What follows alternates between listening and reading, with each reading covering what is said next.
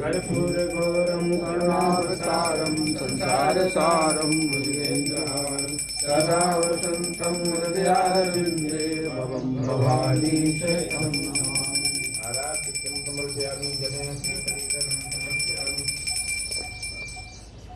आपशिवा सुगतमा शांता शांततमा शांते पुष्पांजलि ओम जन्मदेवस्तानि धर्माणि प्रथमान्यासन् देहनाकं महिमानः तजन्त यत्र पूर्वे साध्याः सन्ति देवाः ओम एकं ताविद्महे वक्रतुण्डाय धीमहि तन्नो दन्ति प्रचोदयात् महाओम नारायणाय विद्महे वासुदेवाय धीमहि तन्नो विष्णुः ओम महालक्ष्मी विद्महे विष्णुपत्नी च धीमहि तन्नो ओम ब्रह्मरूपाय विद्महे रुद्ररूपाय धीमहि तन्नो गुरुः प्रचोदयात् नानासंध पुष्पाणि यथा कालो भुवन च पुष्पाञ्जलि मया दत्तग्रहाश्वर पुष्पाञ्जलि समर्पयामि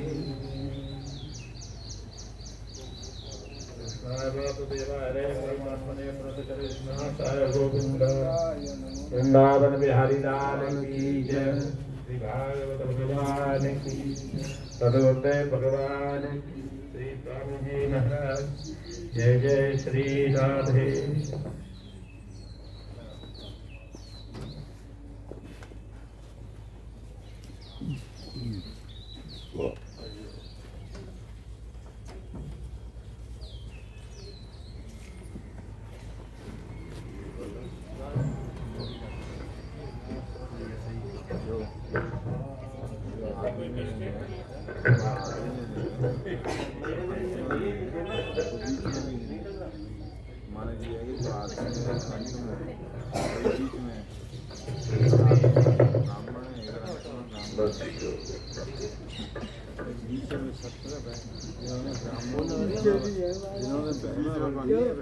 पीछे भी हैं तो अब ब्राह्मणों को महीना भर दिए तो वही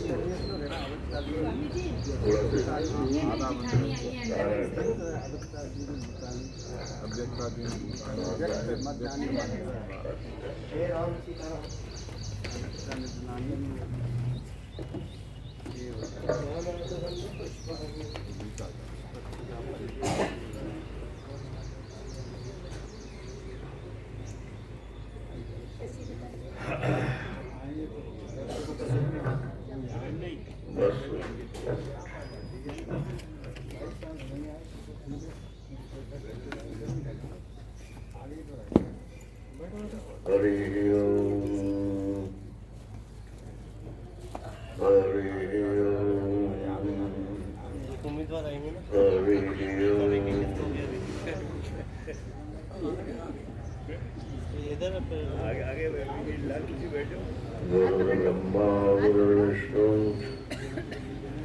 गुरुर्देवो महेश्वरः गुरु परब्रह्म तस्मै श्री गुरुवे नमः।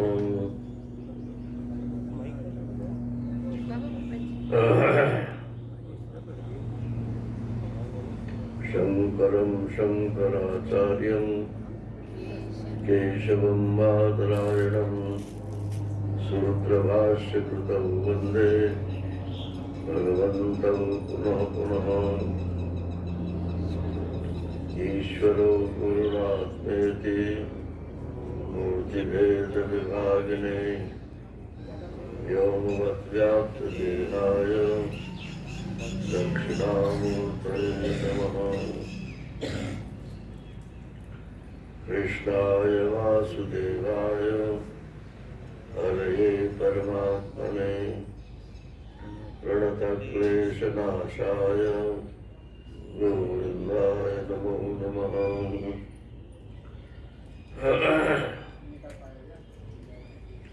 वंशी विभूषितकरान्नवनीर्दामात् पीताम्बरादरुणबिम्बफलादरोष्ठात् सुगणेन्दुसुन्दरमुखादरविन्दनेत्रात् कृष्णात् परं किमपि तत्त्वमहं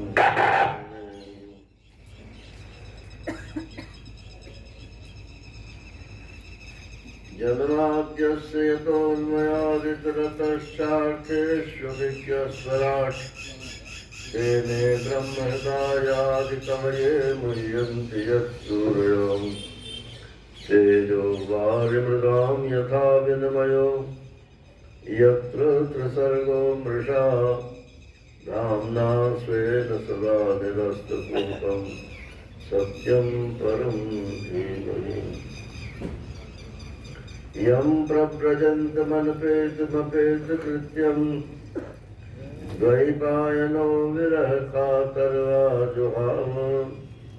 पुत्रेति तन्मयतया तर्वोऽभिनेदु तं सर्वभूतहृदयं मुनिमानतोऽस्मि। ॐ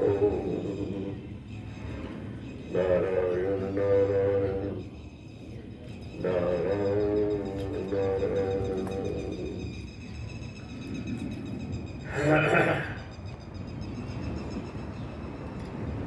भगवान ने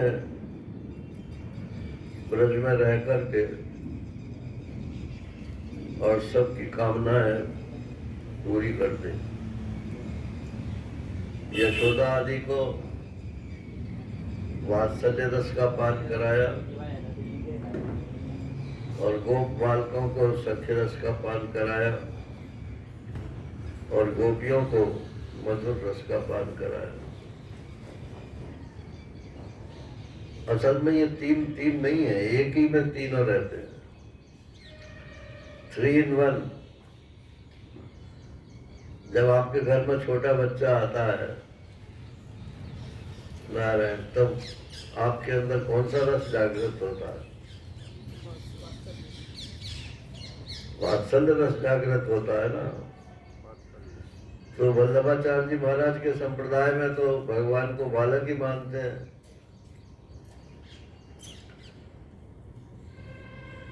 और अष्ट प्रहर उनकी सेवा है नारायण। हर 3 घंटे में जैसे बालक की सेवा करनी पड़ती है, ऐसी उनकी सेवा है। और सख्य रस में जब आप बड़े हो जाते हो तो घर पे मन नहीं लगता है,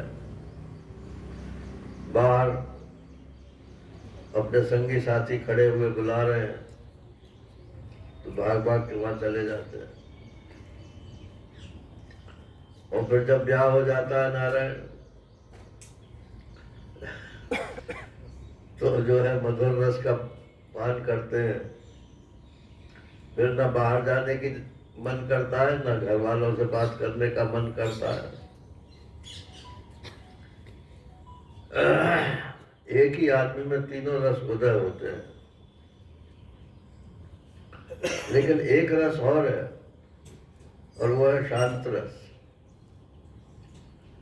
शांत रस जो है, जब बुढ़ापा आता है तब शांत रस की कीमत मालूम पड़ती है।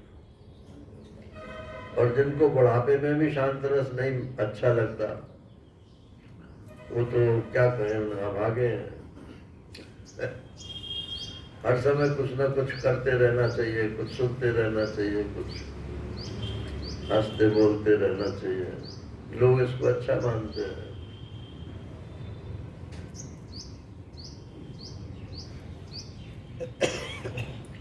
स्वामी महेशानंद जी महाराज ने लिखा है कि घर में शांत बैठा था तो पत्नी बोली, क्या बात है, क्यों चुप बैठे हो? अरे चुप बैठे, इसमें क्या, क्यों की क्या बात है? मतलब ये बोलते रहो तो कोई बढ़िया बात, और चुप रहो कहीं से लड़ाई भाई ना। शांति अपना स्वरूप है। अगर आप थोड़ी देर के लिए भी शांत नहीं हो सकते हैं तो आपका जो जीवन जो है, अगला जीवन भी ऐसे ही जाएगा। शांत रस सब रसों का आधार है। एक रस टूटता है, दूसरा रस उदय होता है, बीच में शांत रस होता है। कि स्थित प्रज्ञ वगैरह जो व्यवहार में दिखाई पड़ते हैं उसका रहस्य ही है। एक काम किया फिर दूसरा काम शुरू नहीं हुआ, अभी बीच में क्या है? अगर आप बीच में शांत रस में हैं तो आप स्थित प्रज्ञ।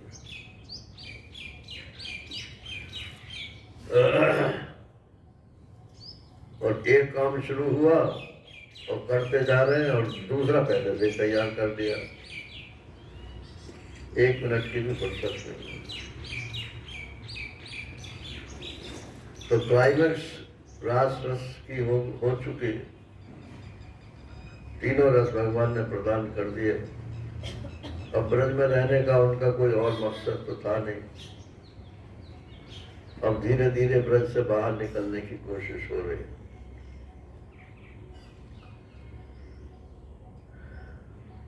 कंस ने फिर भेज दिए उनको मारने के लिए।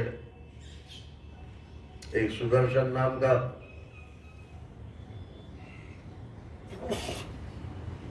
दैत्य आया, वो अजगर बन करके नंद जी को डसने लगा। अब इनके पास तो एक ही औषधि है सबके ब्रजवासियों, कोई मुसीबत हो, कृष्ण कृष्ण बचाओ बचाओ बचाओ। ये हमारे लिए भी जीवन का सूत्र है। कोई परेशानी हो भगवान को पुकार। तो भगवान ने उस अजगर से बाबा की मुक्ति कराई। उसके बाद शंखचूड़ नाम का राक्षस आया, वो कुबेर का अनुचर था। तो वो गोपियों को लेकर भाग गया। उन्होंने भी हल्ला मचाया, रक्षा करो। बलराम और श्री कृष्ण ने उसको भी मार दिया। इसके पश्चात ये अब कार्यक्रम ऐसा निश्चय हुआ है कि आज तो ये शाम तक दशम स्कंद पूरा कर लेंगे, क्योंकि ज्यादा टाइम तो इसी में लगता है ब्रज लीलाओं में। और बाहर की जो लीलाएं हैं वो तो एक सपट्टे में नारायण पूरी हो जाती है। ब्याह ही ब्याह है और क्या।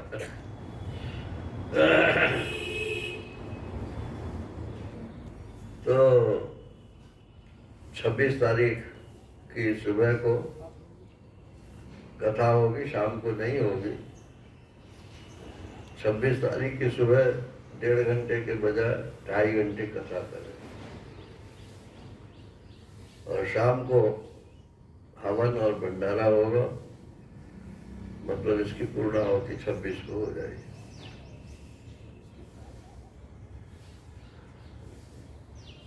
इसके बाद फिर एक राक्षस आया जिसका नाम था अरिष्टासुर। इसका दूसरा नाम वृषासुर भी है। ये बैल का रूप बन करके आया। ये धर्म के रूप में भी अधर्म आता है नारायण। बैल जो है वो धर्म का प्रतीक है। आजकल तो धर्म के नाम पर अधर्म ज्यादा चल रहा है। जो हमारे धर्म को न माने उसको कत्ल कर दो, मार दो। आज ही पेपर में है कि रश्दी को जो मारेगा उसको ईरान जमीन देगा। और पहले तो लाखों करोड़ों रुपया देने की, अब सिर्फ उसने कोई नाम भी नहीं लिया था, इनडायरेक्टली लोगों ने उसको जो है मोहम्मद साहब से जोड़ दिया। ऐसे ही हिंदू धर्म के खिलाफ कोई बोल जाता है तो हल्ला हो जाता है, मुसलमान के खिलाफ कोई बोल जाता है तो हल्ला हो जाता है। ये असहिष्णुता जो है ये धर्म नहीं है।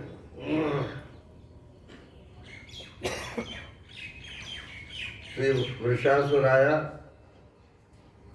ये बैल का रूप रख करके आया। अब सभी गोप उससे भयभीत हो गए। सबने फिर श्री कृष्ण से गुहार लगाई और उन्होंने फिर उसके सींग पकड़ करके उसे उठा कर दे मारा।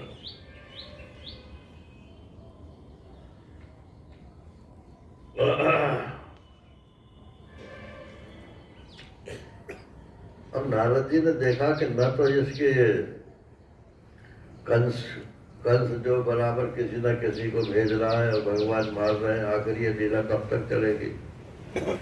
कंस के मारने की भी तो लीला होनी चाहिए। तो नारद जी ऐसे व्यक्ति हैं कि सुर और असुर सभी उनका आदर करते हैं। तो कंस के पास पहुंच गए। उन्होंने कहा कि तुम्हें मालूम है ये तुम्हारे राक्षसों को कौन मार रहा है? अरे बोले वहां कोई नंद का छोरा है। कि वो नंद का छोरा नहीं है, वो तुम्हारे वसुदेव के ही बेटे हैं दोनों, कृष्ण भी और बलराम भी। तुम्हारे डर के मारे वसुदेव जी ने उन्हें वहां पहुंचा दिया था। अब उनको बुला के उनको मार डालो।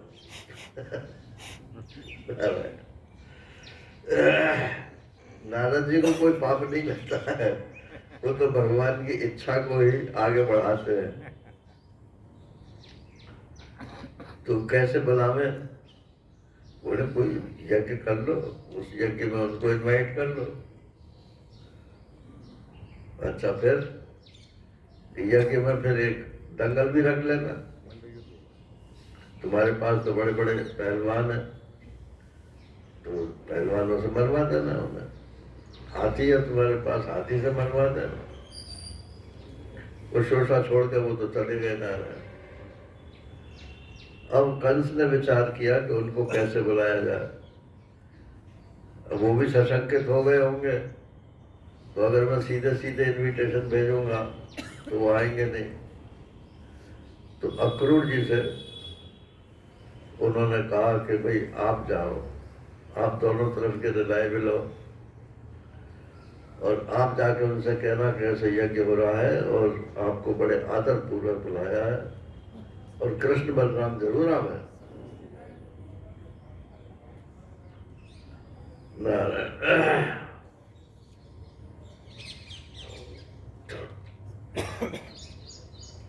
जैसे रावण इसके मारीच के पास गया था, तो उसने कहा इतना बड़ा आदमी और मेरे से विनय कर रहा है, कोई दाल में काला जरूर है। तो अक्रूर भी समझ गए कि कंस इतने राक्षसों को तो मरवा चुका, अब मेरे पास क्यों है? इसका मतलब यह है कि इसका भी अब खात्मा होने वाला है।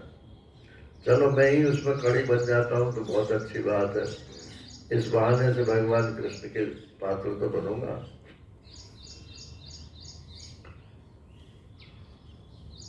अगले दिन वो सुबह को चल दिए और शाम को नारायण ब्रज में पहुंचे। जाकर के देखा तो खड़ग में थे, खड़ग खड़ग बोलते हैं ना, जहाँ गौओं का दूध दुहा जाता।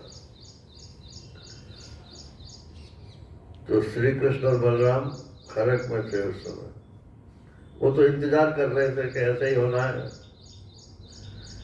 और नारद जी वहां से आकर कृष्ण बलराम को बता भी गए कि मैं ऐसे ऐसे के आया हूं और आप जरूर चले जाना।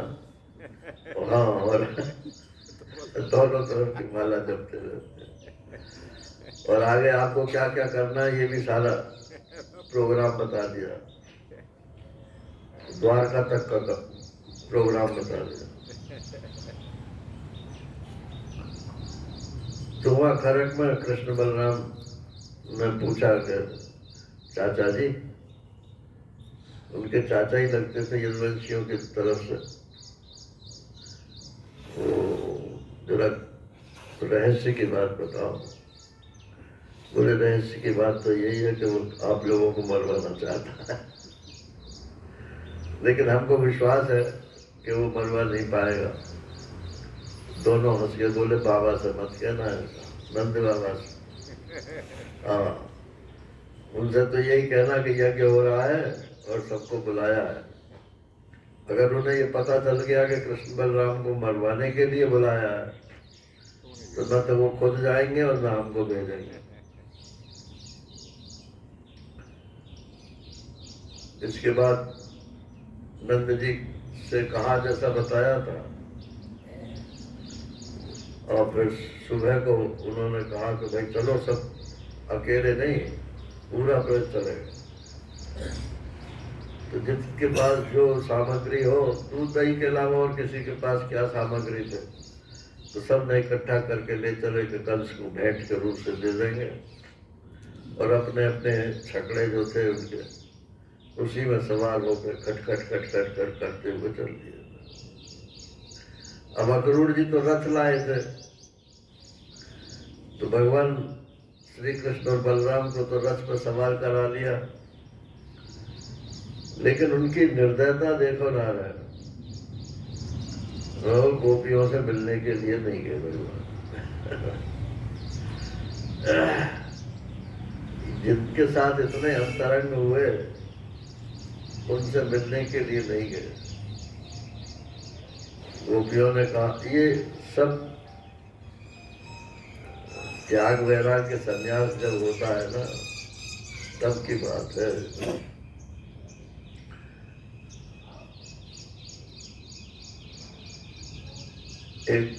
एक सज्जन ने अपने ससुर को चिट्ठी लिखी कि मैं संन्यास ले रहा हूं, तो आपको मिलना हो तो मिल जाना, और आपकी बेटी जो है उसे ले जाना। तो बेटी की जो माँ थी वो रोने लगी, तेरी बेटी का क्या होगा। तो उसके पति बोले, अरे रोती क्या हो, चिट्ठी तो आई है कि संन्यास दे रहे हैं, ऐसे थोड़ी संन्यास होता है, प्लानिंग करके थोड़ी संन्यास होता है। तो फिर कैसे होता है कि करके बताऊं कि बोल के बताऊं। अब उसके मुंह से निकल गया कि करके बताओ, तो बोले अच्छा माता जी जय श्री राम। चलते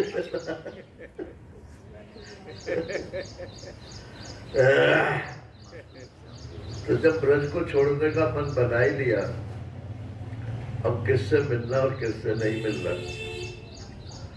लेकिन गोपियां तो बर्दाश्त नहीं कर पाई इसको, और यहाँ इतना हृदय विदारक सीन खींचा है व्यास जी ने।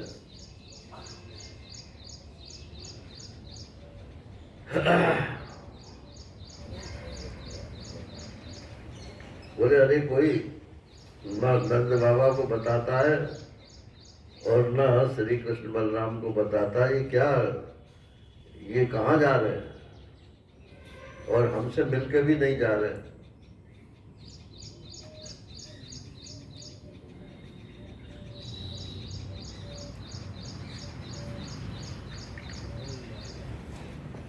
बोले चलो हम ही रास्ता रोकते। तो वो सारी गोपियां मिलकर के, अब लिखा तो इसमें यही है कि रास्ता रोकने के लिए खड़ी हुई, लेकिन हिंदी कवियों ने जो है कहा कि उसको पकड़ दिया जुआ और नहीं जाने देंगे, तो उनके नीचे लेट गई। चित्र भी इस्कॉन में भी बना रखा है, और क्या नाम है, और एक जगह और भी बना रखा है। अब जिसका जिससे प्रेम है नारायण, वो तो अपना प्रेम करेगा ही, लेकिन जाने वाले को कौन रोकता है।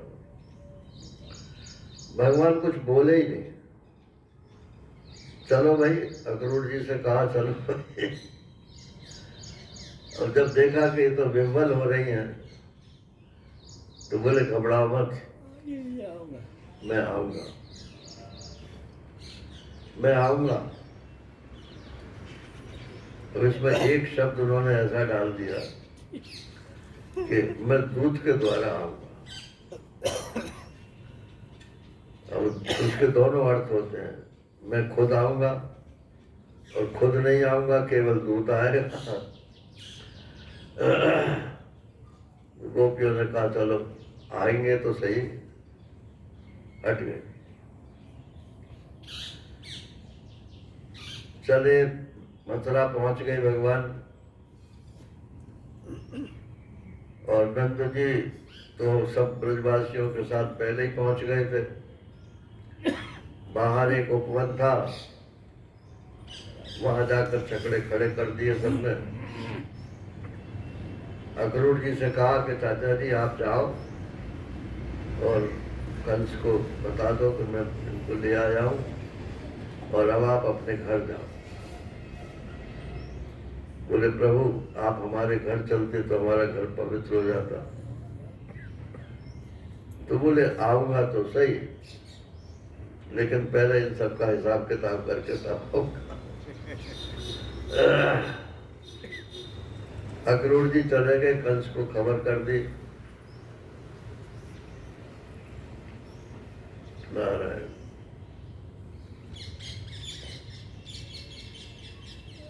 अब उस दिन तो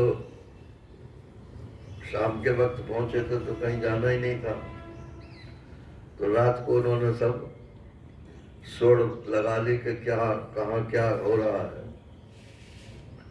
अगले दिन वो तीसरे पहर फिर निकले,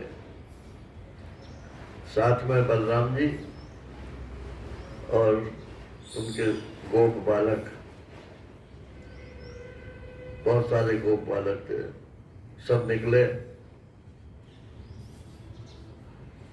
रास्ते में सबसे पहले एक धोबी टकरा गया।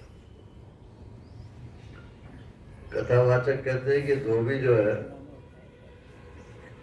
रामावतार में भी उनके पीछे पड़ा था और कृष्णावतार में उनके पीछे पड़ा। उस धोबी के कहने से सीता जी को निकाला तो इतना दुख उठाना पड़ा। और यहाँ सामने धोबी मिला तो उसके साथ और भी उसके असिस्टेंट थे। उन्होंने कहा भैया कुछ कपड़े हमारे धुले हुए हमको भी दे दो। बोले देखे हैं कभी ये कपड़े? ये राजा के यहाँ के कपड़े हैं, मैं राजा का हूँ, कंस का धोबी, आए कपड़े मांगना। तो बोले अच्छा।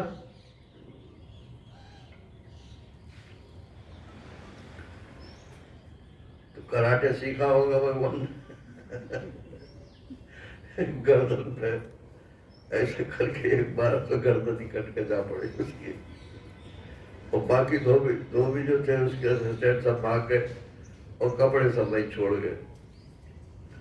भगवान ने सब कपड़े उठाए और बोले हाँ ये तो मेरे फिट आ रहा है। अरे बलराम जी के कौन सा फिट आएगा, और फिर साथियों के कौन सा फिट आएगा, जैसे तैसे करके अपने डाल लिए। कोई ढीला था, कोई तंग था, कोई कैसा ही था। फिर आगे चले नारायण, तो फिर एक दर्जी मिल गया। अब ये पुराने जन्मों का कोई भक्त था, तो वो तो देख के ही प्रसन्न हो गया। तो बोले आओ भाग्य, आइए प्रभु क्या सेवा करूं। बोले सेवा यही है कि जो कपड़े हम पहन रखे हैं ना, इन्हें काट छाट करके हमारे बराबर कर दो, सबको फिट आने चाहिए। ठीक है, उसमें कपड़े उतरवाए सबके, सबको नाप लिए और फिट कर दिए। अब भगवान बड़े प्रसन्न, बहुत अच्छा लग रहा है। फिर आगे चले तो एक शैलेंद्री मिल गई, कुब्जा। शैलेंद्री शायद नाम आप कम सुनते हो, कुब्जा नाम तो सब जब मालूम है। कुब्जा माने जिसका कुंवर था। तो सुंदरी तो बहुत थी वो, लेकिन वो कुंवर की वजह से टेढ़ी हो गई थी और वो कंस को अंगराग देते थे, लेपन करते थे। तो कंस के लिए वो चंदन वगैरह ले जा रही थी।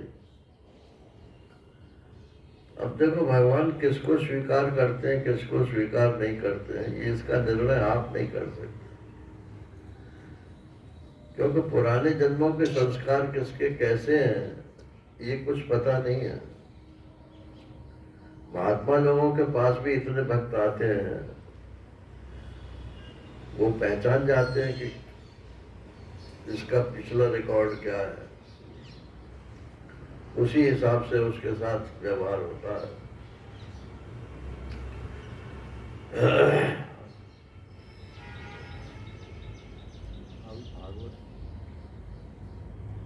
तो भगवान ने उसको देखा कि हाँ इसका पिछला रिकॉर्ड तो बहुत बढ़िया है, तो उससे कहा कि अरे हो सुंदरी।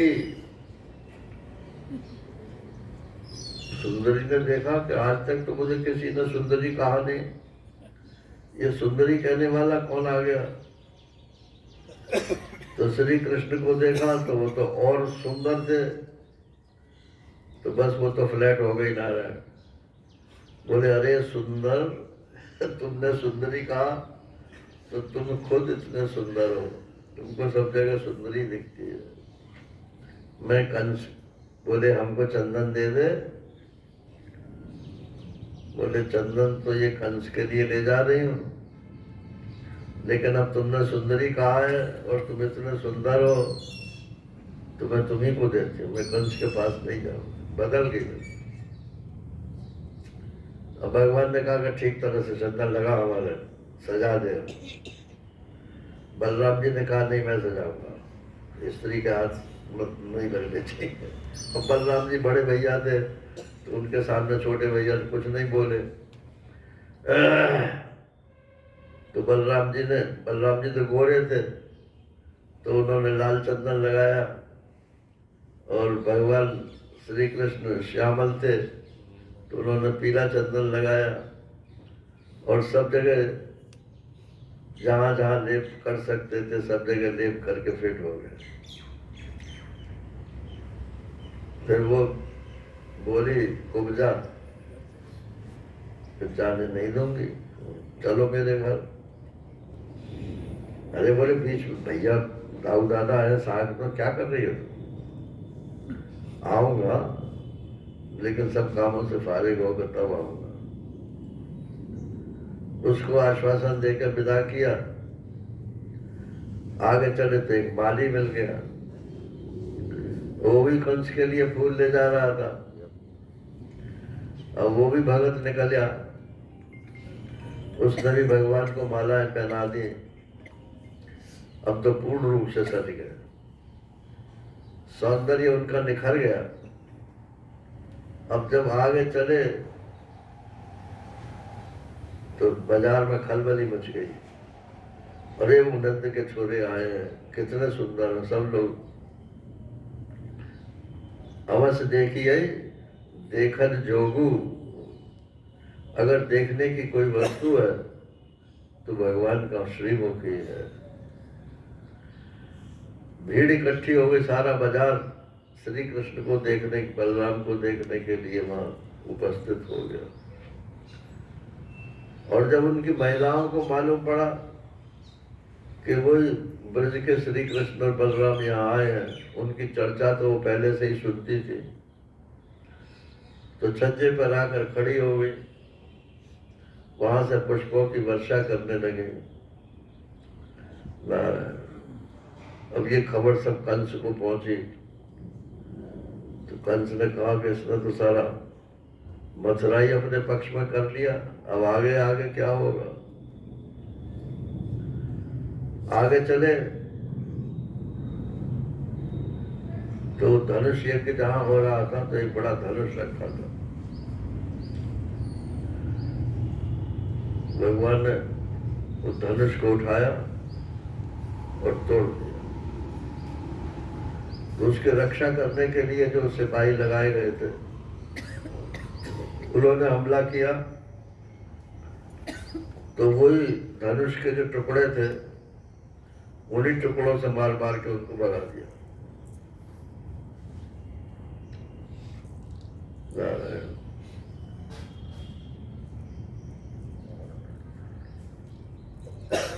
अब फिर मालूम पड़ा कि जहाँ कुश्तियाँ होनी है रंगमंच पर, वहाँ प्रवेश जो है एक हाथी रास्ता रोक के खड़ा है। अब यज्ञशाला तो कल मतलब प्रवेश होगा, तो भगवान लौट आए और अगले दिन जो है वो पहुंचे तो हाथी जो था वो पागल हाथी था। उसका जो महावत था वो कंस का अनुचर था, तो उसने कहा, ए महावत घूमना, हाथी हटा, हम भीतर जाएंगे। बोले, तुम्हारे लिए खड़ा हूं मैं, तुम्हारी हिम्मत हो तो चले जाओ। बस फिर क्या था, वो तो चैलेंज मिल गया। कृष्ण और बलराम दोनों हाथी के से भिड़ गए। और हाथी, जैसे मैंने पहले भी एक दिन बताया था, हाथी इतना भारी होता है कि वो बड़ी मुश्किल से घूम पाता है। और ये बड़े फुर्तीले थे दोनों, कृष्ण बलराम, तो पीछे और आगे और दाएं बाएं। अब हाथी जो है वो घूमते घूमते परेशान हो गया। तो भगवान ने कहा, ऐसे काम नहीं चलेगा, कुछ नाटक करो। तो उसके सामने खड़े हो गए और नीचे गिर गए। गिर गए या गिरने का अभिनय किया, समझ लो। तो महावत ने उस हाथी को उनके ऊपर चढ़ाया और हाथी के दो सींग जो दांत बाहर निकले हुए थे उसने उठा कर दे पटके। वो तो इसलिए था कि दांत इसके गड़ जाएंगे, मर जाएगा, मगर वो इससे पहले के दांत वहां तक पहुंचते वो उठ के भाग गए। अब वो दांत उसके जो है जमीन में जाके गड़े, टूट गए। एक ने पूंछ पकड़ी, घुमा घुमा के उसको जो है मार दिया नारायण, और उसके दांत उखाड़ दिए। महावत तो भाग गया और उन दांतों को अपने कंधे पर रख करके यज्ञशाला में प्रवेश किए। कंस ऊपर बैठा हुआ है और नीचे कुश्ती का अखाड़ा है। तो बोले, अब यज्ञशाला कुश्ती जो है चालू होनी चाहिए, तो जोड़ बांधो, कौन किसके साथ लड़ेगा। तो उसके पास दो तो मुख्य पहलवान थे, चाणूर और मुष्टिक, और बाकी और भी छोटे छोटे पहलवान थे। वो सब पहले से ही तैयार थे। तो मुष्टिक ने ये कहा कि बलराम मेरे बराबर के हैं, कृष्ण जो है छोटे हैं, इसलिए मैं कृष्ण के साथ नहीं लड़ूंगा।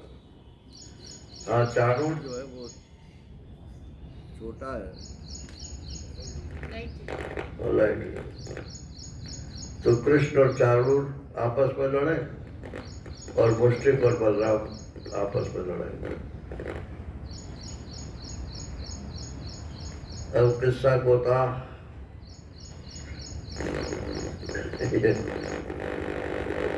उर्दू का इडियम है ना,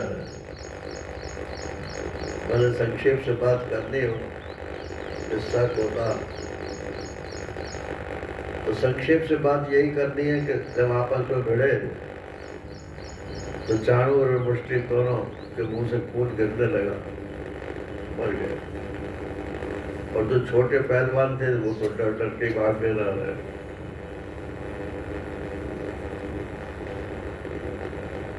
अब वो ऊपर मंच पे कंस बैठा था, तो श्री कृष्ण उछल करके जो है और मंच के ऊपर जा पहुंच गए। अब वहां उनसे लड़ने के लिए जैसे ही उसने फैसला बदला कंस ने, तो मंच ही नीचे आ पड़ा। कृष्ण भी नीचे आ गए, कंस भी नीचे आ गया और वो पूरा सिंहासन सब नीचे आकर गिर पड़ा। उसका हार्ट फेल हो गया नीचे आते आते। वो तो भयभीत हो गया था, मृत्यु तो उसकी होनी ही थी, लड़ाई वड़ाई कुछ नहीं हुई। अब उसकी 2 रानियां थी, एक का नाम था अस्थि और एक का नाम था प्राप्ति। यही आसुरी संपदा है। 16वें अध्याय में भगवान ने गीता में बताया, मैंने इतना तो प्राप्त कर लिया, अब इतना और प्राप्त करना है। तो यही कंस की 2 पत्नियां हैं, अस्थि मैंने इतना तो है मेरे पास, और प्राप्ति इतना और प्राप्त करना है। अब वो रोने लगे तो श्री कृष्ण ने कहा, मामी जी आप क्यों रोती हो, इसमें हमने तो कुछ किया नहीं है। वो इन्होंने मंच ही इतना मजबूत नहीं बनाया कि हमारा बोझ नहीं संभाल पाए और वो मंच ही टूट कर नीचे गिर पड़ा। मैंने कुछ नहीं किया, आप मेरे को दोष मत देना। भगवान तो नारायण हर प्रकार का बात समझते समझाते थे।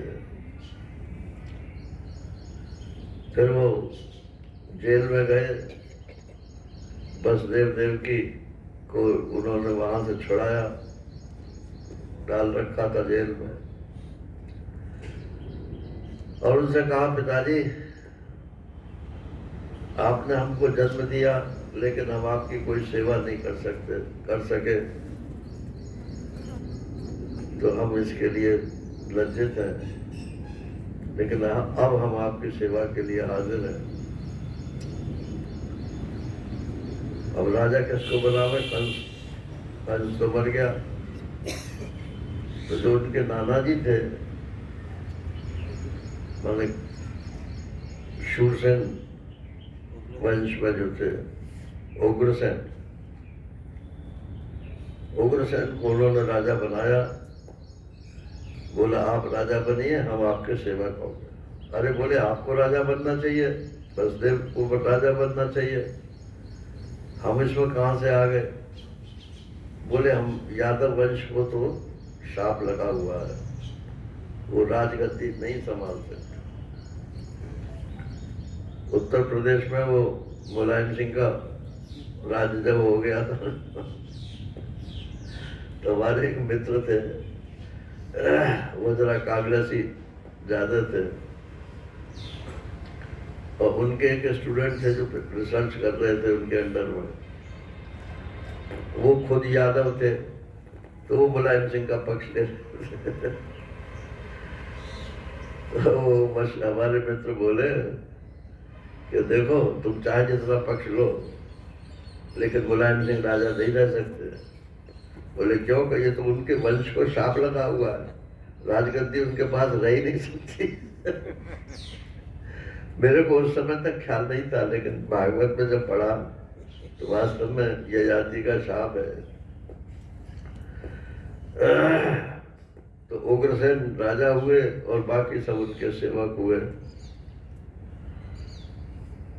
उधर फिर वसुदेव जी ने कहा कि भाई अब तुम भुगत हो गए बड़े, यज्ञोपवीत की उम्र तो तुम्हारी निकल गई, लेकिन क्षत्रियों के लिए 5 वर्ष की उम्र में यज्ञोपवीत होना जरूरी नहीं है। 5 पे ब्राह्मण के लिए, 8 पे क्षत्रिय के लिए, 12 पे अगर दोनों ब्राह्मण और क्षत्रिय 5 और 8 पे न ले पाए तो 12 पे ले लें, और वैश्य के लिए 12 पर यदि नहीं ले पाए तो विवाह के समय ले। क्योंकि कायदे कानून जो वेद के हैं वो तभी लागू होते हैं जब यज्ञोपवीत हो। महाराज श्री कहते थे कि जैसे ये पुलिस में भर्ती हो तो उसमें आपको यूनिफॉर्म पुलिस की तभी मिलेगी जब आप पुलिस में भर्ती हो जाओगे। केवल एंट्रेंस एग्जामिनेशन देकर वो यूनिफॉर्म नहीं मिलती है। तो ये चोटी जनेऊ जो है ये वैदिक कर्मकांड की यूनिफॉर्म है। इसीलिए जब संन्यास होता है तो चोटी जनेऊ दोनों का परित्याग करा देते हैं। अब आपके ऊपर वेद का कोई शासन लागू नहीं है। अरे मुक्त तो हो रहे हो और फिर भी बंधे रहे हो। वो तो आदत पड़ी होती है आदमी की बंधुआ मजदूरी करने की।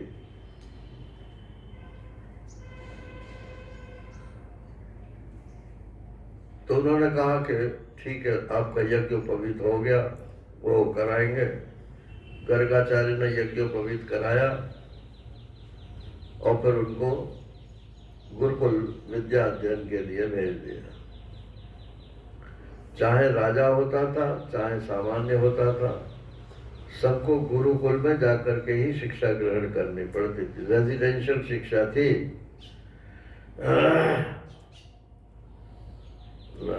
तो कहाँ गए वो? उज्जैन में सांदीपन आश्रम है, अभी भी आश्रम तो है। तो सांदीपन जी, वो इसमें तो लिखा है काश्य थे, काश्य। महाराज जी ने दो अर्थ किए हैं कि काश्य माने काश्यप, कश्यप गोत्री थे इसलिए उनको काश्य बोलते थे, अथवा काशी के रहने वाले थे इसलिए उनको काश्य बोलते थे। जो भी हो, तो उनके गुरुकुल में जाकर के दोनों भर्ती हो गए और 60 दिन के अंदर 64 कलाओं के सब विद्या उन्होंने पढ़ ली। 60 दिन माने 2 महीने। जाकी श्वास वेद शुद्धचारी, सो पढ़ अस कौतुक भारी। जिसके श्वास से वेद निकलते हैं, उसने यदि 2 महीने में 64 विद्याएं सीख ली तो इसमें ताज्जुब क्या है। अब गुरु जी तो बड़े प्रसन्न हुए, तो उन्होंने कहा कि प्रभु अब हमको आज्ञा मिले, हम घर जाएं। तो गुरुवाणी बोली कि अरे इतने ऐसा तुमको कोई शिष्य नहीं मिला होगा, इनसे कुछ मांग लो ना। तो बोले तू ही मांग, मैं तो नहीं मांगूंगा।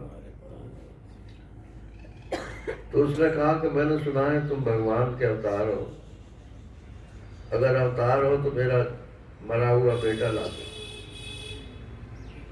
कि बेटा कहाँ मर गया? कि हम लोग प्रवास क्षेत्र में गए थे और वहां समुद्र स्नान किया तो वो समुद्र में बह गया। भगवान ने कहा ठीक है, गुरु दक्षिणा में कुछ तो मैं दूंगा ही। तो वहां पहुंचे और समुद्र के अधिदेव को बुलाया। बोले भैया हमारे गुरु जी का लड़का यहाँ डूब गया था, तुम्हारे पास होगा, उसे वापस करो। बोले प्रभु मेरे पास नहीं है।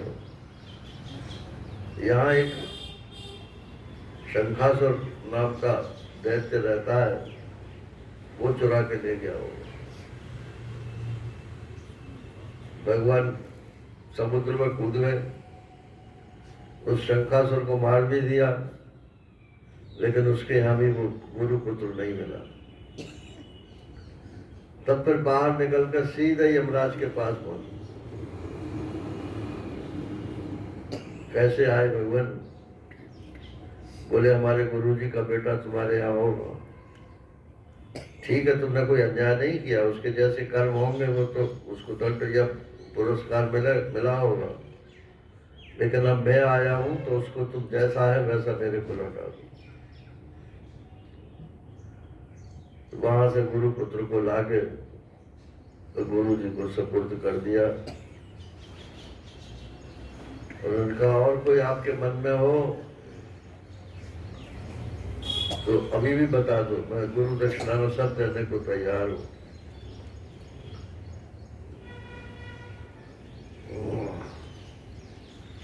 उन्होंने कहा जिसको आपके जैसा शिष्य मिल जाए उसके लिए, गुरु के लिए और क्या चाहिए।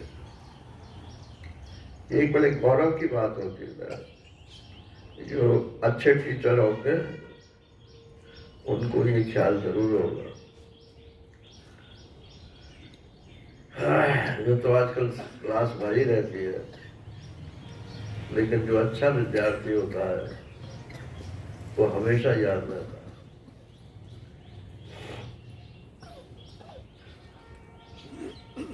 तो आशीर्वाद देता हूं मैं तुमको। अब तुम दोनों अपने घर जाओ, तुम्हारी कीर्ति फैले और तुम्हारी पढ़ी हुई विद्या इस लोक और परलोक पर सदा नवीन बनी रहे। ये गुरु का आशीर्वाद हो तब होता है, नहीं तो कहते हैं कि तुम तो भूल गए थे।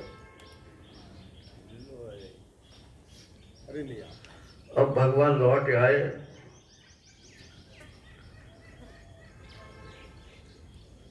अब उनको याद आया कि मैंने गोपियों से कहा था कि मैं लौट के आऊंगा, तो उनकी कोई खबर सुध नहीं है। माता पिता भी मेरे व्याकुल होंगे मेरी वजह से, तो किसी को भेज करके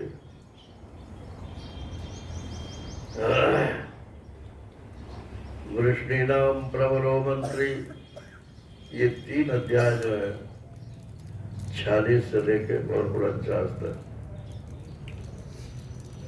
ये 3 उद्धव ब्रजगमन के नाम से है। ये जान है नारायण।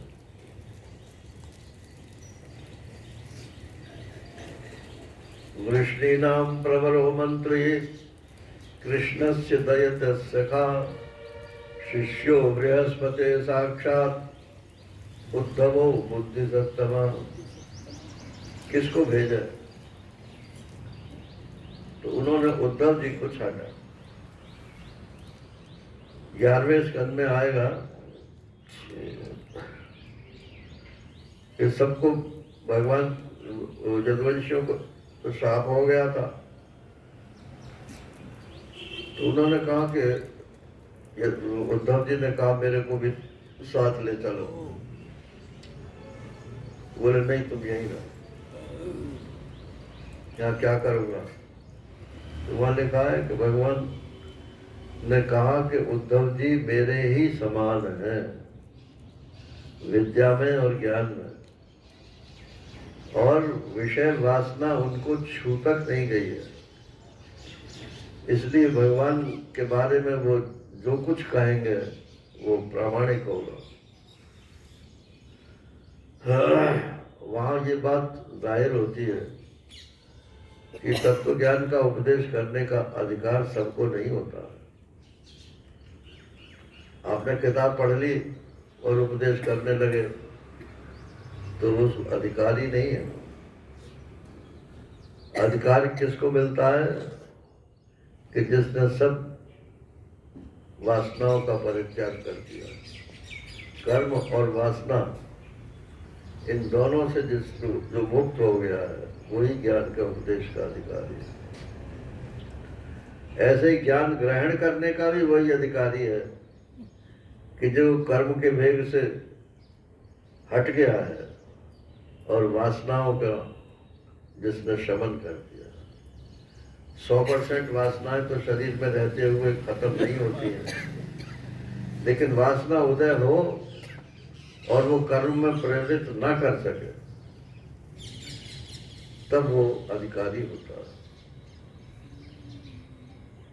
अब हमारे आपके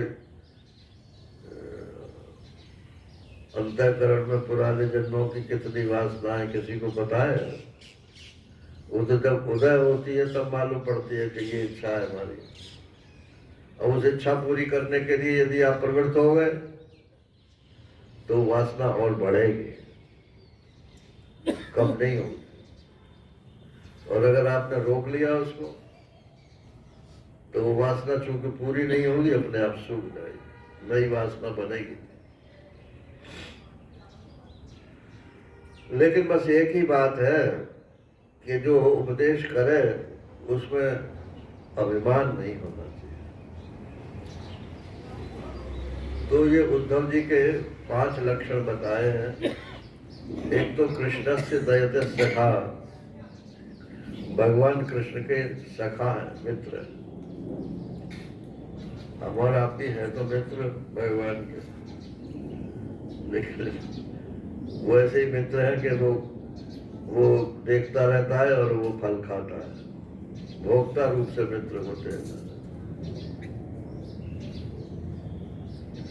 दूसरे मंत्री हैं भगवान कृष्ण के, सलाह उनसे करते हैं तब वो कुछ कार्य करते हैं।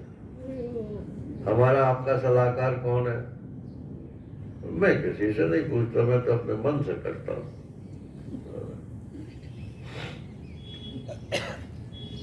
आपके गुरु कौन है? किससे आपने विद्या प्राप्त की है?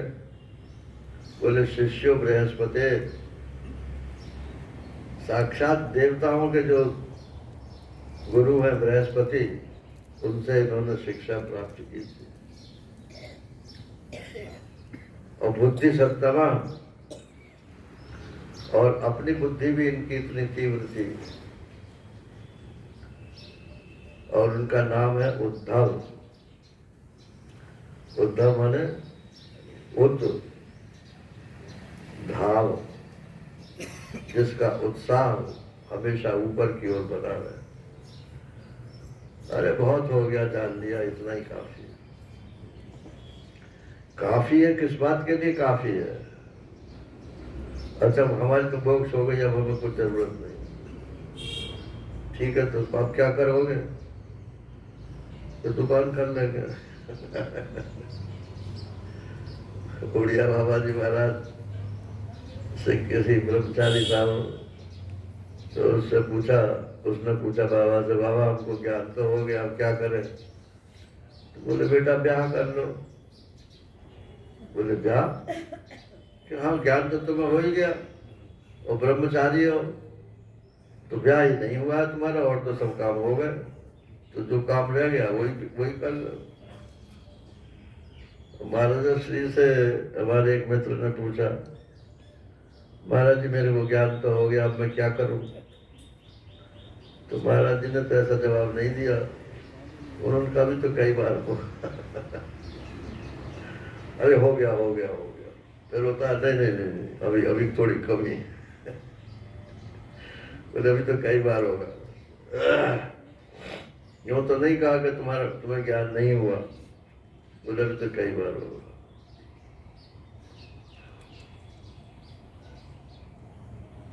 तो उद्धव जी से कहा कि जाओ तुम ब्रज में, और वहां मेरे माता पिता है, उनको समझाना, और गोपियां मेरे विरह में व्याकुल है, उनके लिए मैं एक संदेश दे रहा हूं, वो संदेश उनको पढ़कर सुनाना। अब ये हिंदी कवियों ने उद्धव जी की इतनी छीछा-लितर की है, लेकिन भागवत में ऐसा नहीं है।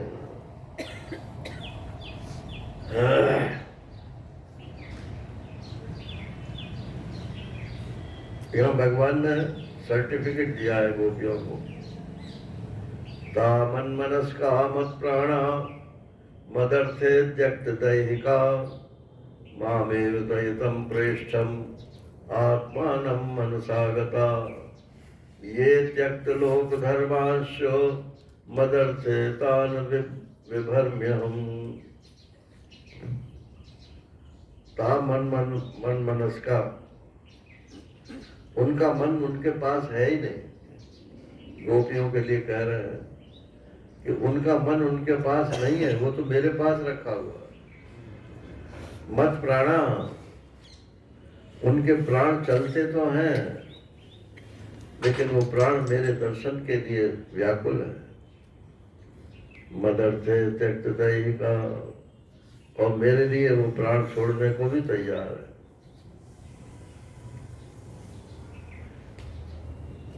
लोक और धर्म, इन सब की तिलांजलि उन्होंने मेरे लिए दे दी है। ऐसे लोगों का अगर मैं ख्याल नहीं रखूं तो और कौन रखेगा? ये आदर्श ज्ञानी हो या भक्त हो, उसकी बात बताई जा रही। आपको ज्ञान हो गया या आप असल में भक्त हो गए, तो ये आपके जीवन में आना चाहिए। अब आपके लिए क्या करना बाकी है? परमात्मा से आगे तो कुछ नहीं है।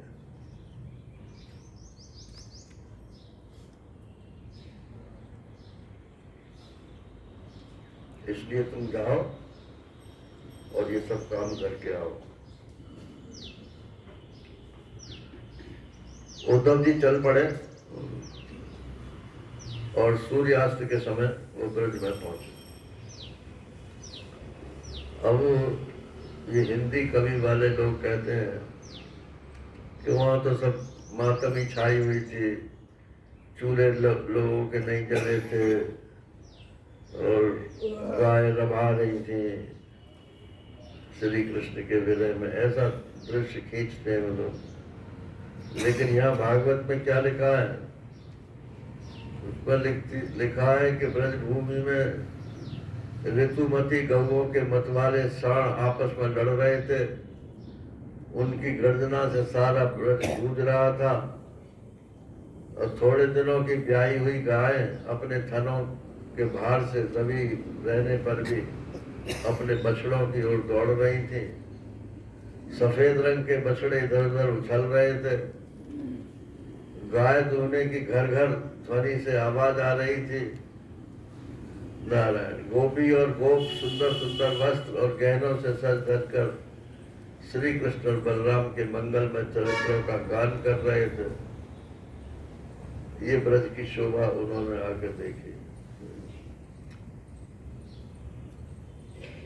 तो पूछा कि किसी का पति चला गया हो या प्रेमी पास में ना हो और वो विरह सता रहा हो, तो कोई आदमी सज धज के रहेगा?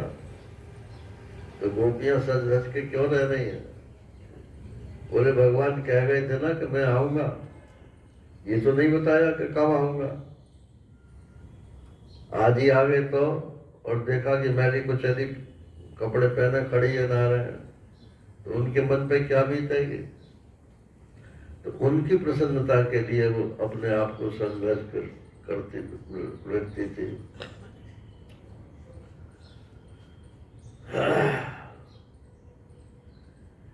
अब वो नंद बाबा का मकान पूछ करके उनके घर गए।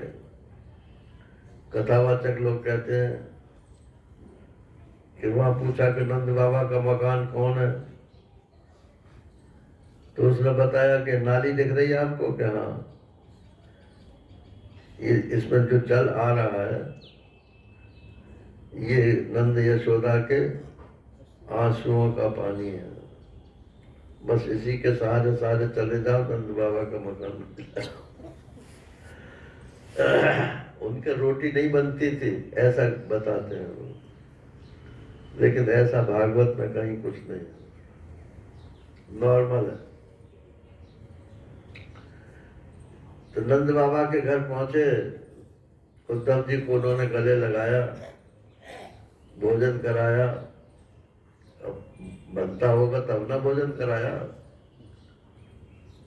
और फिर आराम से पलंग पर बैठ गए।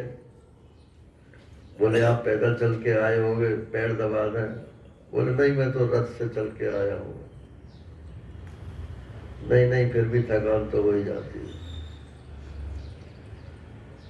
अब नंद बाबा ने बात करनी शुरू करी। रात हो चुकी है, चारों तरफ अंधकार है, एक दीपक टिमटिमा रहा है।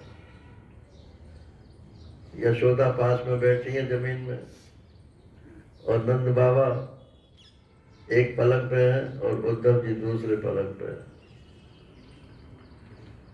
अब वो कहते हैं कि उद्धव जी, बड़ी खुशी हुई बसदेव जी जेल से छूट गए, और अब तो उनके सगे बेटा उनके पास में है, तो बड़े खुश होंगे। इसमें भी व्यंग तो था ही ना रहे।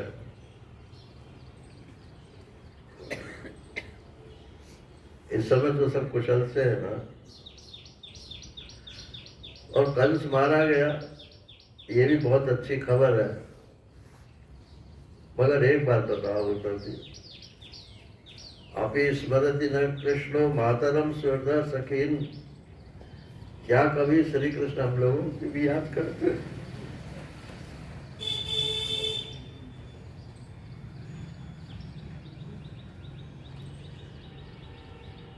देखो ये उनकी माँ है, यशोदा के भी कह रहे, और ये ब्रज की गोपियां है जिनके साथ वो रात दिन रमण करते थे। ये सब गोप है, स्वजन संबंधी है, उन्हीं का ये ब्रज है, उन्हीं की गौएं है, ये वृंदावन है, गिरिराज है। क्या कभी इनका स्मरण करते हैं?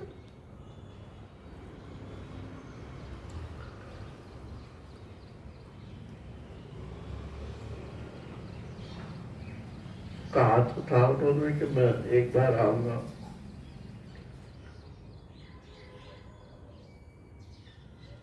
आएंगे क्या? आ जाते तो अच्छा था, हम उनका सौंदर्य देखकर तृप्त हो जाते।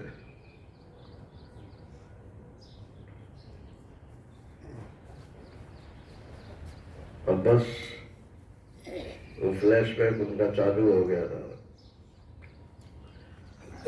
जितने ब्रज की लीलाएं हुई थी सब एक एक करके उनके पटल पे आने लगी। देखो कृष्ण ने हमारे साथ क्या किया।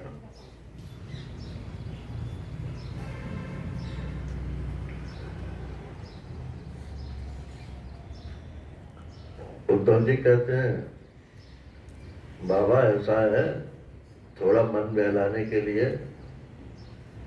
कभी गोवर्धन की तरफ चले गए, कभी कहीं घूम कर क्या। तो बोले कोई जगह तो ऐसी नहीं है जहां उनकी कोई स्मृति न हो। सब जगह तो उन्होंने निकाय की है, जहां जाते हैं वहीं उनकी याद सताती है। वो भी हमने सब करके देख लिया है।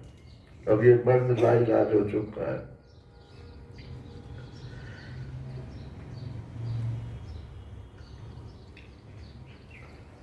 इसके बाद इतनी मेंबर हुए वो, इति संस्मृत्य संस्मृत्य नंदा कृष्णानुरक्त धी अति उत्कंठो अभवत तूष्णीम प्रेम प्रसर विफला। बस ऐसा याद कर करके नंद जी, जिनकी बुद्धि भगवान कृष्ण के प्रेम में लगी हुई थी, इतने भाव विफल हो गए, उनका गला रुक गया और वो चुप हो गए। यशोदा जी सब सुन रही थी। कहते हैं यशोदा बोली नहीं। जब से श्री कृष्ण गए उसके बाद नंद बाबा से भी बोलती नहीं थी। नंद बाबा से नाराज थी कि तुम उनको छोड़ के अब तुम क्यों चले आए, तुम भी वहीं रह जाते। तो सब बातें सुन रही थी और उनका इतना आंसू और प्रेम का पुत्र स्नेह बढ़ रहा था कि उस उम्र में भी उनके स्तनों से दूध की धारा बह रही थी। अब उद्धव जी की असलियत अब खुलती है। उद्धव जी ज्ञानी तो थे लेकिन वे ज्ञानी नहीं थे। अब किसी के घर जाओ मातम में और वहां जाके अपना ज्ञान बगाड़ने लगो, अरे तो सब ऐसे ही होता है दुनिया में, कौन किसका है, ये व्यवहार के विरुद्ध बात। तो ये ज्ञानाभिमानी थे, ये तो ठीक है। तत्व ज्ञान तो एकादश स्कंद में भगवान जब देंगे तब होगा।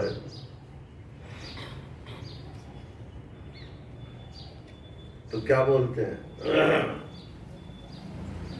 युवाम श्लाघ्य तमवनूनम देनाम एमानद नारायणे अखिल गुरु यत्कृता मतिरीदृशी। इसमें तो संदेह नहीं है कि आप बड़े भाग्यवान हैं, भगवान को अपना बेटा मानते हैं मानते हैं। नारायण ही सबको जगत को पालन करने वाले हैं। वे तो परम पुराण पुरुष हैं, वही उपादान कारण है, वही निमित्त कारण है। अब ये सुनी सुनाई बातें जो है सब दोहरा है। भगवान कृष्ण पुरुष हैं तो बलराम जी प्रकृति हैं। ये दोनों शरीर में प्रविष्ट होकर उन्हें जीवन दान देते हैं। जो जीव मृत्यु के समय अपने शुद्ध मन को एक क्षण के लिए भी उनमें लगा देता है, वह समस्त कर्म वासनाओं को धो देता है। भगवान ही सबके आत्मा परम कारण है, इत्यादि इत्यादि। आपने कहा कि कभी आएंगे, तो उन्होंने कहा है आएंगे तो सही है, मतलब अपनी तरफ से मैं नहीं कह रहा।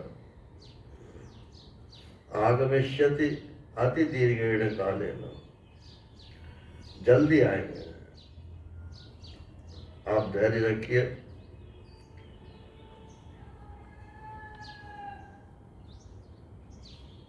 एक शरीर के प्रति अभिमान न होने के कारण कोई उनका प्रिय है और न कोई अप्रिय है। माने तुम ही प्रेम कर रहे हो, वो किसी से प्रेम नहीं करते। अब ये किसी प्रेमी से ये बात कहो कि तुम ही प्रेम करते हो, वो तो प्रेम करता नहीं है, तो कहने वाला बोल कह रहा है। व्यवहार जो है वो समय के अनुसार किया जाता है।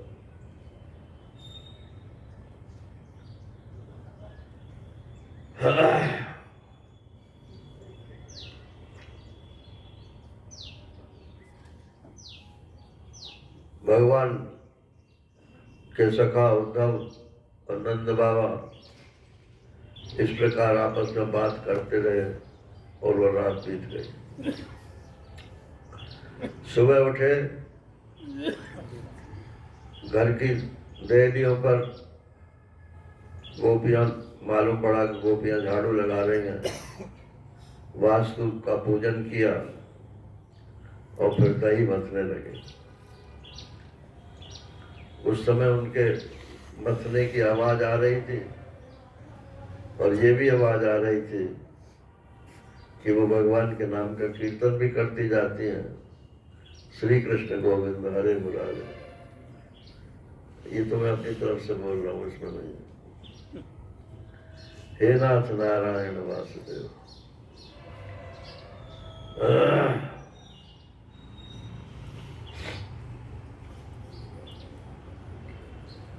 जब बाहर निकली गोपियां तो देखा नंद बाबा के दरवाजे पे एक रथ खड़ा हुआ। अरे ये रथ तो वैसा ही है जैसे अक्रूर का था, तो कहीं अक्रूर फिर तो नहीं आ गया। तो एक सखी बोली कि अब क्यों आएगा, अब कंस का क्या श्राद्ध करना है हमें ले जा करके।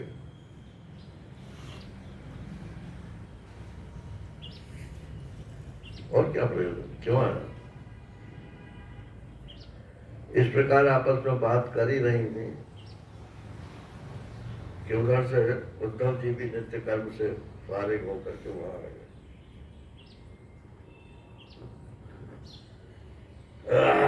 तम वीक्ष कृष्णानुचरम व्रजस्त्रिय।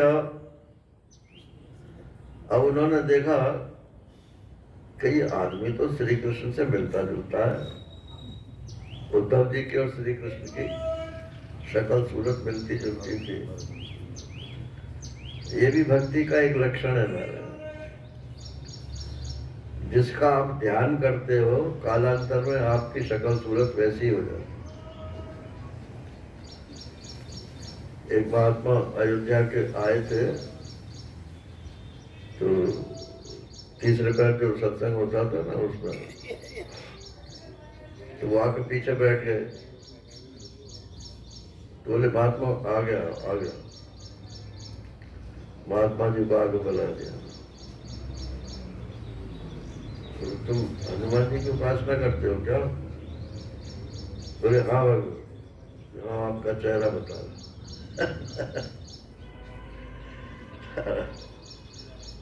जो आपके इष्ट देव हैं, यदि आप गहराई से उनका चिंतन मनन करते हैं तो आप भी वैसे ही हो जाते।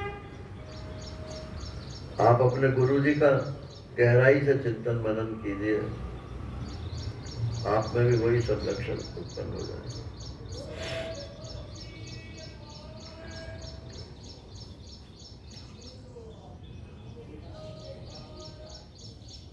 तारीफ की बात नहीं कर रहा मैं।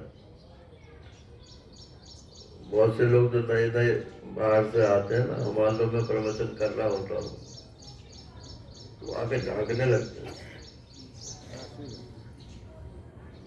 तो बाद में मैंने पूछा कि आप भीतर क्यों नहीं बैठे? कि नहीं, हमें तो ये लगा कि महाराज जी बोल रहे हैं। तो हम देख रहे थे महाराज जी का तो शरीर कब का चला गया। तो मैंने कहा वो तो जिसका चिंतन करोगे नारायण, बहुत नहीं तो थोड़ा थोड़ा, माँ पे पूत पिता पे घोड़ा, बहुत नहीं तो थोड़ा थोड़ा। आता ही है ऐसा।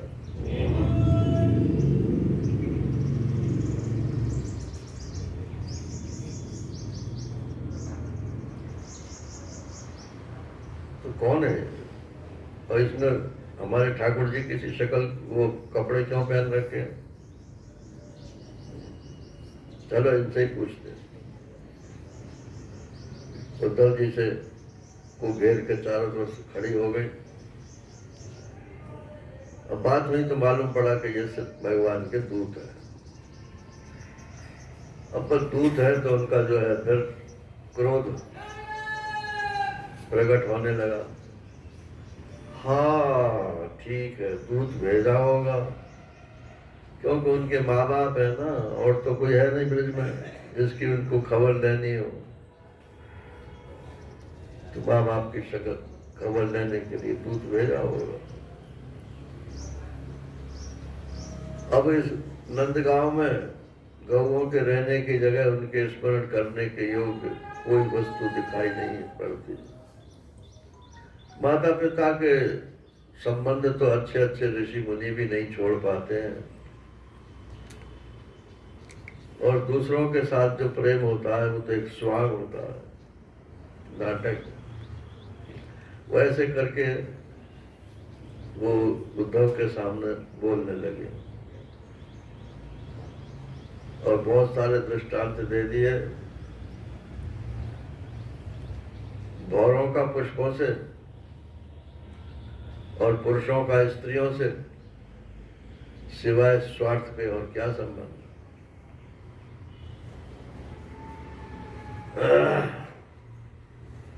जब वेश्या समझती है कि मेरे यहाँ आने वाले के पास धन नहीं है तो धता बता देती है।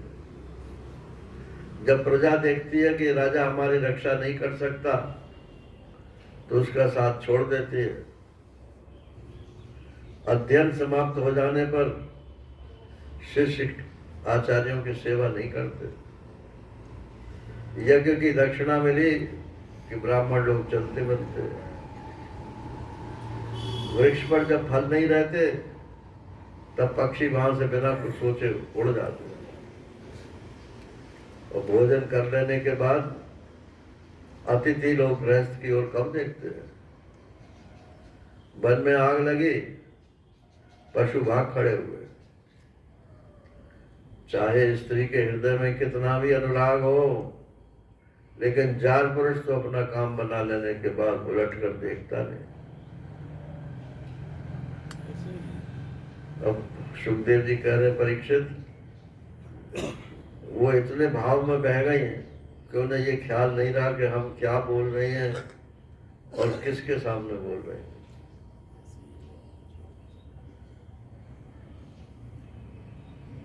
इसके बाद एक घटना हुई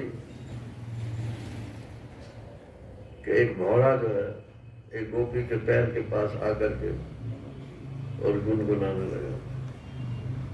अब भौरा तो काला होता है नारायण, और भगवान कृष्ण का रंग भी काला है, और जैसा कृष्ण जी का रंग काला था ऐसे उद्धव जी का भी काला था। तो अब वो उत्प्रेक्षा करते हैं ये भौरा नहीं है, ये श्री कृष्ण ने हमको मनाने के लिए भौरा भेजा है कि क्षमा करो क्षमा करो, हम आपके पैरों पड़ते हैं। तो ये उद्धव जो है वो क्षमा मांगने के लिए आए हैं, और ऐसा उनके मन में ख्याल है। तो बोलती तो वो भौरों से है, लेकिन वो चस्पा होता है उद्धव जी पे। इसी को भ्रमर गीत बोलते हैं ना। ये जो 5 गीत हैं इनमें ये भ्रमर गीत भी है।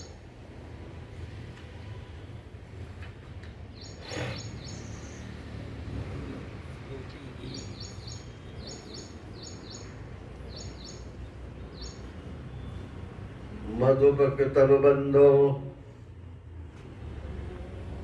माँ स्पृशांग्री सपत्न्या कुछ विदलितमाला कुंकुमश्रुतिभिर्न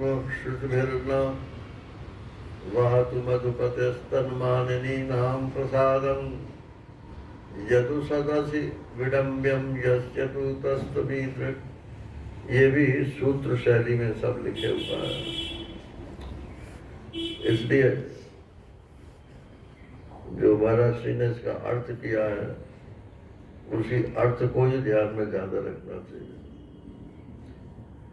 अरे मधुप, मधुप माने मधु का पान करने वाले, तो भौरा भी मधुप है, वो रस पान करता है, और श्री कृष्ण के लिए भी कह रही हैं कि वो भी भौरे ही हैं।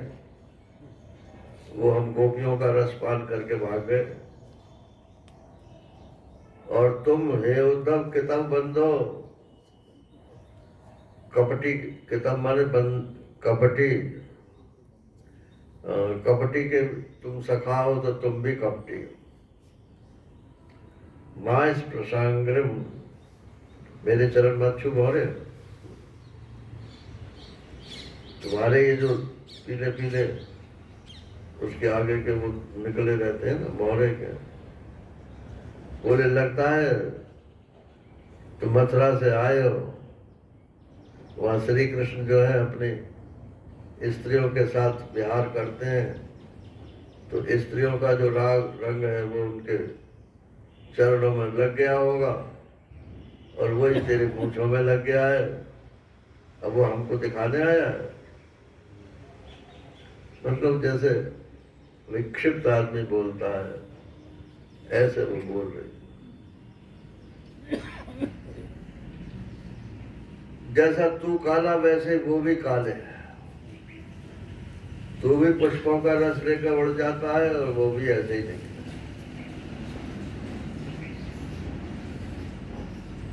लक्ष्मी जी पता नहीं कैसे उनके चरणों की सेवा करती है। हो सकता है वो भी ऐसे ही, जैसे हम फंस गए ऐसे ही लक्ष्मी जी भी फंस गई हो। कि मैं ए बहुषडंग्रे गायसे तुम यदु नाम। अब भौरा फिर गुनगुन करने लगा, तो बोले षडंग्रे, अरे जोड़े पशु, 6 पैर होते हैं, 4 जोड़ 6 पशु के 4 पैर होते हैं। अरे जोड़े पशु, तुम ये यदुवंशियों के गुण जो है यहाँ पे क्यों गा रहे हो? उन्हीं मथुरावासी स्त्रियों के सामने गाओ ना। हम तो पुरानी है, हम तो सब जानते हैं उनकी बात। वो नई नई है, वो फंस जाएंगे, वहीं खाओ जाए।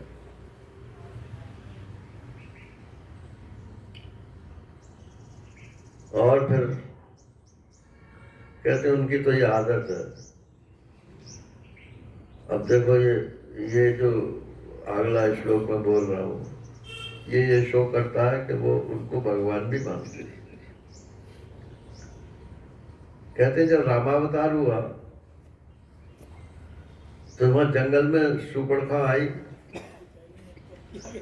और वो आपके रूप पर मोहित हो गई। तो क्यों नहीं, जब तुम जंगल में गए थे तो ऐसे सज धज के क्यों रहते थे?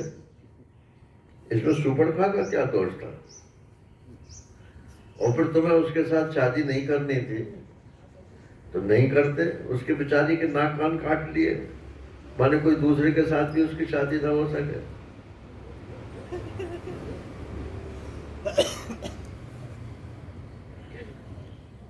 और वामन अवतार में क्या हुआ? राजा बलि ने तो आपके मुंह मांगी 3 पग पृथ्वी दान में दी और उसमें आपने सारी दुनिया नाप ली और फिर भी आपने उसको वरुण पाश में बांध दिया और पाताल में डाल दिया। ये कोई न्याय है?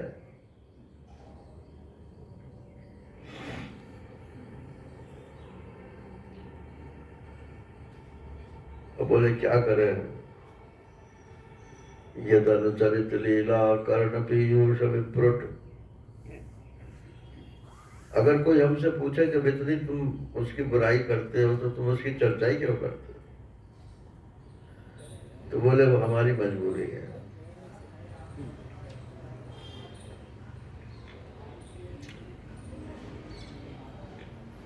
ये महात्मा लोग जितने घूम रहे हैं, ये सब उनकी कथा सुन सुन करके ही तो महात्मा हो गए हैं। किसने पहले देखा है उनको? पहले तो कथा ही सुनी है। सारा उनका घर बार नष्ट हो गया।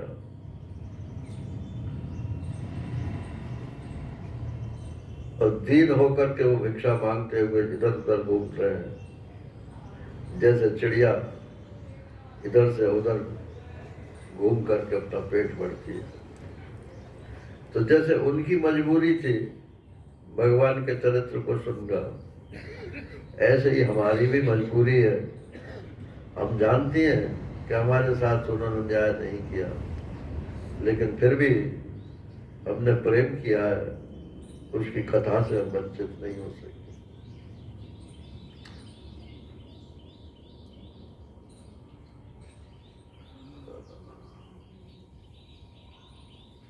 और उद्धव जी ने देखा कि क्या इनकी दशा हो रही है। ये प्रेम वैचित्य बोलते हैं इसको। जब प्रेम की बाढ़ आती है तो उसमें आदमी भूल जाता है क्या कहना है क्या नहीं कहना। अथ उद्धवो निशम्यैवं कृष्णदर सगलालसा सांत्वयन् प्रिय संदेशैर् गोपी इदम अभाषत। अब वो समझ गए कि ये श्री कृष्ण के प्रति इनका समर्पण 100% है। भगवान ने जो कहा था वो सही कहा था। मैं धन्य हो गया इनका दर्शन करके। फिर बोले कि देखो भगवान ने मुझे जिस काम के लिए भेजा है, आपके लिए एक चिट्ठी दी है, आप कहो तो मैं सुना दूं। अच्छा, भगवान ने हमारे लिए चिट्ठी दी है? अभी तो कह रहे थे माता पिता की खबर लेने के लिए भेजा होगा, हमारे लिए चिट्ठी दी है क्या? तो सुना। अब तो सब बड़े प्रसन्न हुए और उद्धव जी को घेर के बैठ गए। नारायण, ये 7 श्लोक हैं जो चिट्ठी में लिखे थे, ये पूरा वेदांत है। अब किसी प्रेमी से वेदांत सुना हो तो उसमें कुछ असर नहीं होता, मगर इन्हीं 7 श्लोकों को में से 2 श्लोक छांट करके भगवान ने कुरुक्षेत्र में फिर गोपियों को सुनाया और उनको तुरंत ज्ञान हो गया। और यहाँ 7 श्लोक लिख के भेजे और सिर्फ सुनाने वाले तो उद्धव जी हैं। उसका असर नहीं हुआ। भवती नाम वियोगो में नहीं सर्वात्मना क्वचित यथा भूतानि भूतेषु खम वायु अग्निर्जलम मयि तथा हम च मन प्राण भूतेन्द्रिय गुणाश्रय। जो चतुश्लोकी भागवत थी उसी चतुश्लोकी भागवत के ही 7 श्लोक बना। भगवान ने कहा है मैं सबका उपादान हूँ, सब में व्याप्त हूँ, इसलिए मेरा और तुम्हारा कभी वियोग नहीं हो सकता। जैसे संसार में के सभी पदार्थों में पंचभूत व्याप्त रहते हैं, उसी प्रकार मैं भी सब में व्याप्त हूँ। वे मुझ में है, मैं उनमें हूँ। सच पूछो तो मैं ही उनके रूप में प्रकट हूँ। मनुष्य को चाहिए कि वो समझे कि स्वप्न में दिखने वाले पदार्थों के समान ही जागृत अवस्था में इंद्रियों के विषय भी प्रतीत हो रहे हैं, इसलिए वे मिथ्या हैं। रोक ले, मानो सोकर उठाओ। इस प्रकार जगत के स्वाप्निक विषयों को त्याग कर मेरा साक्षात्कार करे। गोपियों, इसमें संदेह नहीं कि मैं तुम्हारे नैनों का ध्रुव तारा हूं, किंतु मैं जो तुमसे इनसे दूर रहता हूं उसका कारण है। क्या कारण है भगवान? कि जब व्यक्ति दूर होता है तब उसका अत्यंत गहराई के साथ ध्यान होता है, और जो पास में होता है तो वो मतलब चूंकि हर समय उपलब्ध है तो ध्यान नहीं होता है उसका, बस सेवा ही होती है उसकी। तो ध्यान होगा तब आपके जो कर्म संस्कार हैं वो क्षीण होंगे, जलेंगे। कर्म से संस्कार क्षीण नहीं होते।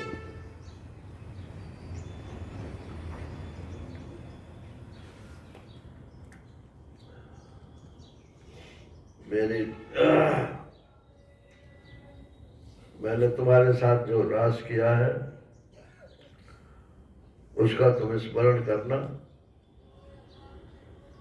और मैं तुमको मिलूंगा अवश्य। देखो, तुम्हारे साथ एक गोपी रोक ली गई थी घर में, लेकिन वो मुझको ध्यान से ही प्राप्त हो गई, इसलिए तुम्हारे मिलने में कोई कसर नहीं है। अब सुन तो लिया नारायण गोपियों ने, मगर फिर वही राग अलाप कर।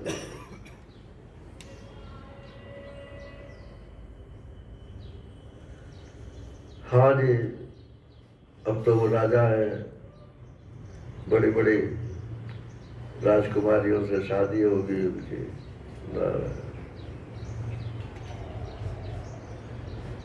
पिंगला ने तो ठीक कहा था, पिंगला वेश्या का 11वें स्तर में वर्णन आएगा। पिंगला ने तो ठीक कहा था कि संसार में किसी की आशा नहीं करनी चाहिए।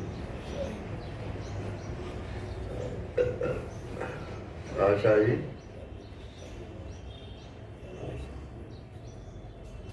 नैराश्यम परमम सुखम, आशा ही परमम दुखम। अरे उसने हमारे साथ ऐसा नहीं किया, नहीं किया तो ये मत सोच। नैराश्यम परमम सुखम, बहुत अच्छा। तू रूठी में छूटी। आपको किसी के साथ कुछ करना हो तो कर दो, और दूसरा आपके साथ कुछ ना करे तो कोई बात नहीं।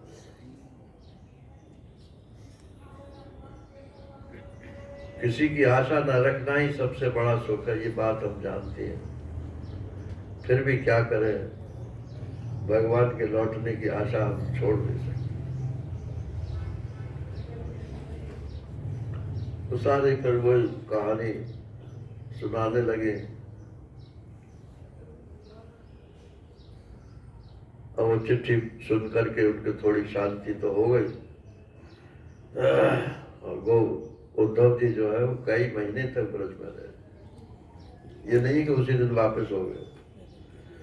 अरे मेरे अहोभाग्य कि ऐसे भक्तों का संग मेरे को मिला।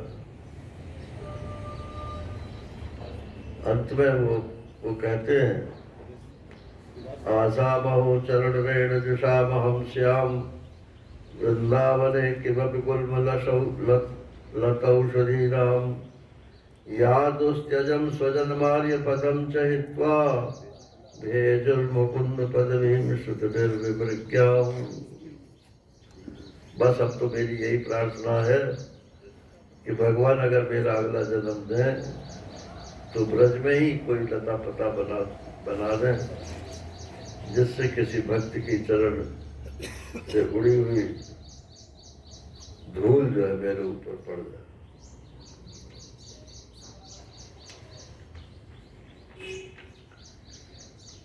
6 महीने तक नहीं, कई महीने तक वो ब्रज में रहे और फिर चलने लगे। तो नंद बाबा मिलने के लिए आए। उन्होंने कहा कि हम तो बस ये चाहते हैं, कन्हैया से कह देना वो आवे स्वागत है, नहीं आवे तो उसकी इच्छा है। लेकिन हम तो उनसे एक ही वरदान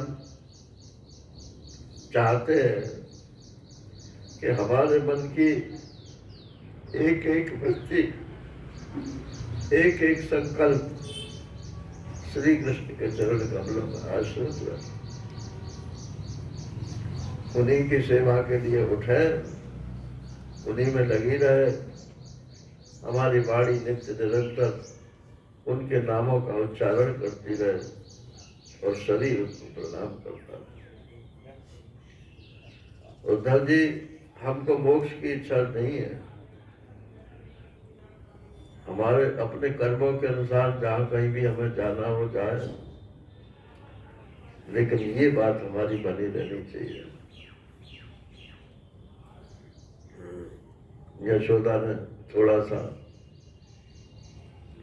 माखन मिश्री दिया, कन्हैया को सवेरे सवेरे चाहिए, दे दे।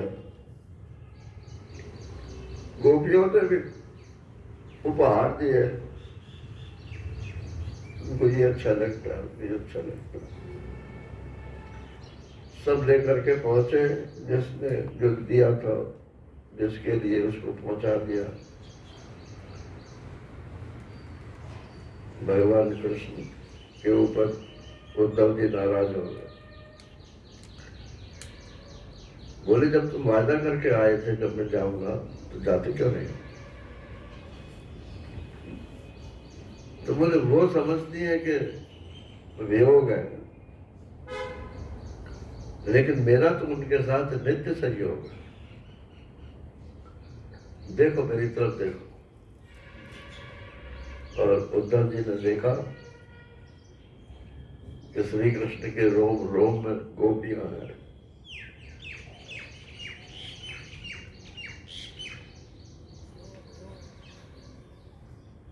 तस्मस्तज्जते भेदाभावात्। नारद जी ने कहा कि भक्त और भगवान के बीच में कोई भेद नहीं रहता।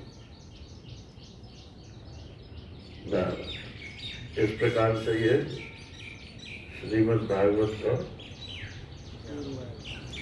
पूर्वार्ध। अभी इसके 2 अध्याय रह गए। शाम को जैसे भी होगा 10 स्कंद पूरा करें। हरि ओम। पूर्णमदः पूर्णमिदं पूर्णात् पूर्णमुदच्यते पूर्णस्य पूर्णमादाय पूर्णमेवावशिष्यते। ओम शांति शांति शांति। हरि ओम। श्री गुरुभ्यो नमः। हरि ओम।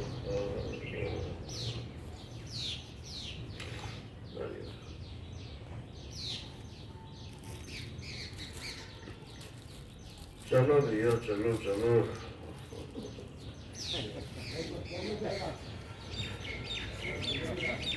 प्रस्थानम